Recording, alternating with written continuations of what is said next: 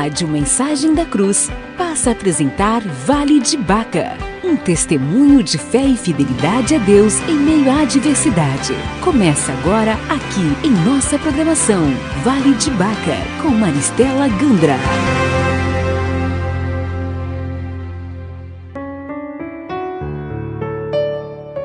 Olá, graça e paz do Senhor Jesus. Que alegria estar com vocês, oportunidade de estar narrando mais um pouquinho do livro no Vale de Baca, Além do Câncer, a 4ª edição. E nós estamos no capítulo 4. Capítulo 4 é Construindo sobre o Chão. Eu faço menção de um texto muito importante que o nosso Senhor Jesus fala, que aquele que ouve as minhas palavras e não as pratica é como um homem que construiu uma casa sobre o chão, sem alicerces. No momento em que a torrente deu contra aquela casa, ela caiu e a sua destruição foi completa. Lucas 6,49. É loucura, é tolice construir sem o projeto de Deus na nossa vida, né? E é disso que se trata esse capítulo. Vou falar um pouco sobre estou falando um pouco sobre a minha vida, as escolhas, e nós vamos continuar aqui na página 116, que diz assim: Ele, o nosso Abba, nunca permitirá que seus filhos passem por qualquer adversidade sem que antes já não tenha providenciado todo o recurso a fim de que ao final alcancem a vitória. Contudo, a dor e o sofrimento estarão presentes nesse processo. Rogo, nessa parte do livro, que você reveja a sua fé, as suas motivações e qual o evangelho que tem ido ao encontro do seu coração. Está em alto o evangelho que fomenta cada vez mais a busca do homem pelo seu bem-estar e por suas realizações pessoais. Um evangelho que tem ensinado a exercer a fé no potencial humano, e a pregação deste evangelho é centrada no eu e no quanto Deus quer que você seja feliz e bem-sucedido. Felicidade e sucesso de acordo com o mundo. O pregador humanista leva os ouvintes a se emocionarem, mas o pregador bíblico leva os ouvintes ao arrependimento. O pregador do falso evangelho leva os ouvintes para dentro de si mesmo, porém o pregador do evangelho de Cristo Jesus leva os ouvintes para dentro da Bíblia, ensinando-os a andarem segundo aos seus princípios. E foi retornando para a Bíblia que a minha casa construída sem alicerces teve a oportunidade de encontrar a rocha e ser firmada nela. Meu casamento começou a ter paz quando a minha mente encontrou paz novamente em Deus. Com a ajuda de irmãos em Cristo Jesus, me fortaleci e com zelo busquei o fruto do Espírito, com primazia na mansidão e no domínio próprio. Meu esposo viu pela primeira vez Cristo em mim, e a luz nos trouxe comunhão com o Senhor e também entre nós. Arrependo-me por não ter vivido em Cristo desde o primeiro dia do nosso casamento e já pedi perdão a Deus por isso. Após 3 meses de um casamento suave e aliviado pela presença do doce Espírito Santo, sofri algo estarrecedor e inexplicável: a morte do meu marido. Na ocasião, ele foi receber uma dívida referente a um carro. Ele, juntamente com um sócio, tinha uma empresa de veículos novos e usados. Quanto à dívida, ele recebeu, mas não a que lhe era de direito, e sim recebeu 3 tiros. Os tiros foram na cabeça e a queima-roupa, levando-o a morrer na mesma hora, dentro do carro. Nunca me esqueci daqueles 40 minutos antes, onde conversamos por telefone, e na ocasião comentou sobre as negociações e que estava indo receber o restante da dívida, e me pediu que orasse por ele, pois seu coração estava muito apertado. Ao ouvir isto, imediatamente o confortei, dizendo que estaria em oração e que não se preocupasse, porque naquele mesmo dia ele estaria em casa. naquele mesmo dia, Irineu foi para casa.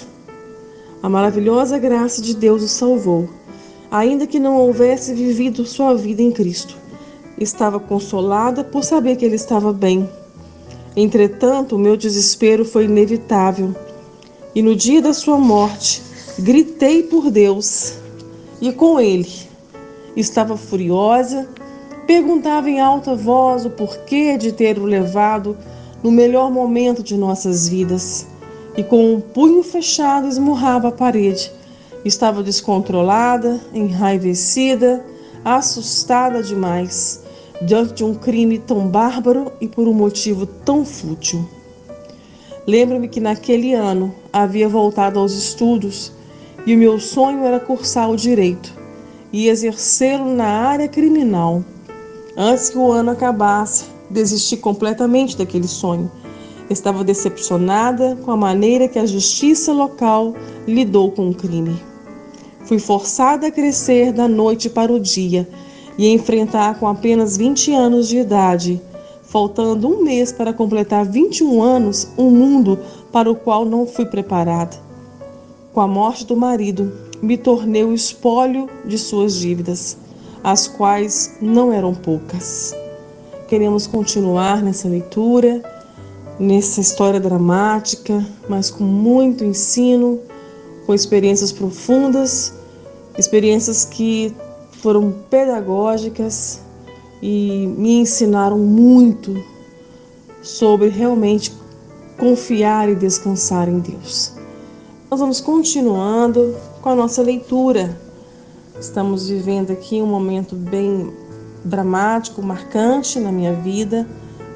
E eu já entrei aqui na minha viuvez. Eu fiquei viúva antes de completar 21 anos de idade, já casada desde os 17. E na página 118, nós continuamos. Era um ano de significativa inflação. O país atravessava uma grande crise financeira. Isso foi o ano de 1995. Talvez você vai lembrar dessa inflação também, que foi gigantesca para o nosso país. E por isso os negócios da empresa não iam bem. Ele, juntamente com seu sócio, movimentava uma boa agência em nossa cidade. E naquela circunstância, a tabela de carros sofria um aumento todas as quartas-feiras, incorrendo no estoque de carros sem vendas, prejudicando todo o movimento financeiro da empresa. Estava consciente disso, pois a falta de dinheiro refletia em nossa casa. Embora sabia que, como em outras épocas, esse marasmo no comércio iria passar e novamente estaríamos bem financeiramente, como na maioria das vezes estivemos. Todavia, sem ele para dar a volta por cima, foi impossível reerguer aquela agência. Desde o primeiro dia de viuvez, meus pais acolheram a mim e a minha filhinha em sua casa. Não passamos necessidades porque eles nos sustentaram. Mesmo em meio às dificuldades, nunca nos faltou nada. Passei por momentos muito difíceis e que estavam acima das minhas forças. Credores entravam e saíam da casa dos meus pais todos os dias. Estávamos a sofrer muito. Não queria que ninguém fosse prejudicado, mas ao mesmo tempo que estava fora de minhas mãos o poder de solução para cada caso. Não eventualmente fomos hostilizados por agiotas. Meu Deus! O Senhor nos conduziu em seus braços, e no seu regaço estivemos seguros em todo o tempo. Escrevo isso em lágrimas, por trazer à memória todo o seu auxílio em momentos que são indizíveis e por isso impossíveis de se colocar em palavras neste momento. Tudo que tinha na agência foi dado em pagamento de dívidas, e em meu nome não havia nenhum bem, a não ser o meu próprio nome, que nunca foi desonrado frente a toda esta lastimável situação. Eu e Luana não tínhamos nada e ao mesmo tempo tínhamos tudo, pois tínhamos o amor, o amparo, a dignidade e o cuidado da nossa família. O estresse causado pela pressão que vinha de todos os lados deixava-me a cada dia mais adoecida. A passagem pelo luto, que deveria ter sido natural em minha vida, foi interrompida bruscamente e substituída pelo enfrentamento daquela dura realidade. E isso foi exatamente um dia após o sepultamento. Algum tempo depois, havia recebido uma carta onde Irineu tinha uma conta corrente. E nessa carta era notificada a respeito de um seguro de vida. Pedi que minha irmã fosse até lá e se informasse melhor sobre o assunto. A nossa surpresa foi que havia um bom seguro de vida em nome da Luana.